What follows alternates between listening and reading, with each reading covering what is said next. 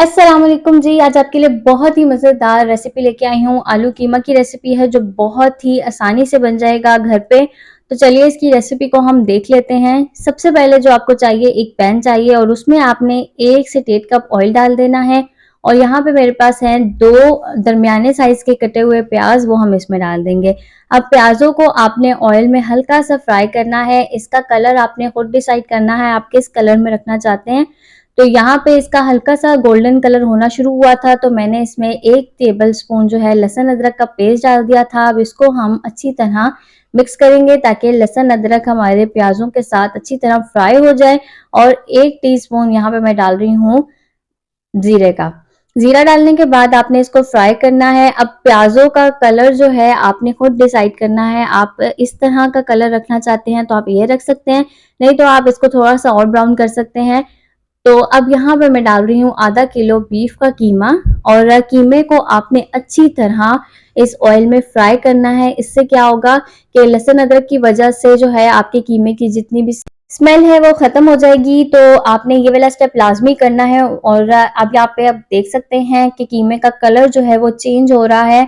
और इसी में कीमा जो है अपना थोड़ा सा पानी जो है वो छोड़ता है, उसको आपने अच्छी तरह ड्राई कर लेना है।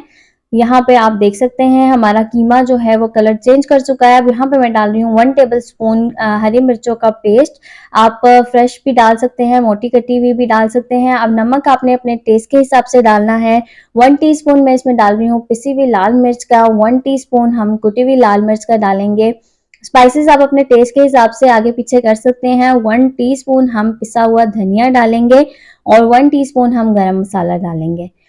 हाफ टी स्पून हम हल्दी का डालेंगे। और ये सारे मसाले आपने डाल के कीमे में तो इसको अच्छी तरह से मिक्स कर लेना है। यहाँ पे आप देख सकते हैं ये अच्छी तरह 1 से 2 मिनट जो है मसालों में फ्राई होगा हमारा कीमा। इससे कीमे में जो है ना टेस्ट बहुत अच्छा आ जाता है। अब ये यहाँ पे आप चेक कर सकते हैं इसमें जो हल्का हल्का सा पानी है आपने वो भी खुश्क करना है। और यहाँ पे आप देखें ये ऑयल जब तक सेपरेट नहीं होगा तब तक आपने इसमें आगे और कोई काम नहीं करना। अब यहाँ पे मैं डाल रही हूँ 3 टमाटरों का पेस्ट। इसको हम मिक्स कर लेंगे। और इसमें यहाँ पे मैं एक्स्ट्रा कोई पानी नहीं डाल रही क्योंकि हमने पेस्ट करते हुए पानी डाल दिया था टमाटरों में। अगर आप दूसरी तरह टमाटर डालेंगे तो उसमें पानी आपने अपने हिसाब से डालना है। तो अब इसको हम ढक देंगे 20 मिनट के लिए मीडियम टू लो फ्लेम पे, ताकि हमारा कीमा जो है वो अच्छी तरह पक जाए। तो अब आप यहाँ पे देखें ये इसमें हल्के हल्के बबल्स आने लग गए हैं, लेकिन तो यहाँ पे मैंने चेक कर लिया था तो मुझे हल्की सी कसर लग रही थी, तो मैंने इसको दोबारा से जो है ढक दिया था। और तकरीबन इसको 20 मिनट्स आपने पकाना है। क्यों? और अगर जो है हम क्योंकि बाद में आलू भी डालेंगे तो ये और भी ज़्यादा पक जाएगा। तो यहाँ पे आप देख सकते हैं कि 20 मिनट में ये इसने अपना पानी खुश्क कर दिया है और कीमा हमारा जो है वो अच्छी तरीके से गल चुका है। ऑयल भी सेपरेट हो गया है। तो अब आपने क्या करना है जी, आपने लेने हैं आलू। यहाँ पे मैंने 2 दरमियाने साइज के आलू लिए थे और इनको हमने इस शेप में काट लिया। अब आलूओं को आपने 1 से 2 मिनट कीमे में फ्राई करना है ताकि आलूओं के अंदर भी जो है ना मसाला जो है वो आ जाए। और उसके बाद आपने इसमें अपने हिसाब से ग्रेवी के हिसाब से पानी डालना है। मैंने आधा गिलास पानी डाला था।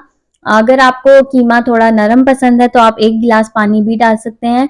तो यहाँ पे मैं कीमा देख रही हूँ, कीमा हो गया है। बस आलूओं को जितना टाइम लगेगा बस उस पॉइंट तक हम इसको पकाएंगे। तो यहाँ पे तकरीबन 10 मिनट मुझे और लगे थे कि हमारे आलू जो हैं वो हो गए थे।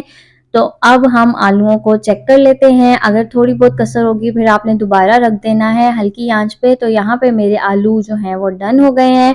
और अगर आप मेरे चैनल पे नए हैं तो इसको सब्सक्राइब कर लें। वीडियो पसंद आए तो लाइक कमेंट और शेयर कर दें। अब हम इसको कर लेते हैं डिश आउट। तो आप देख सकते हैं कितने मज़े का हमारा आलू कीमा बना है। बहुत आसान रेसिपी के साथ मैंने आपको बताया है। इसको ज़रूर आप घर में ट्राई करें और अपने फ्रेंड्स एंड फैमिली के साथ इस वीडियो को लाजमी शेयर करें। और अगर इसी तरह मुझे सपोर्ट करते रहें। मेरी रेसिपीज़ को पसंद करने के लिए बहुत शुक्रिया। मिलती हूँ तब तक एक नई रेसिपी के साथ। अपना ख्याल रखिएगा, दुआओं में याद रखिएगा। अल्लाह हाफिज़।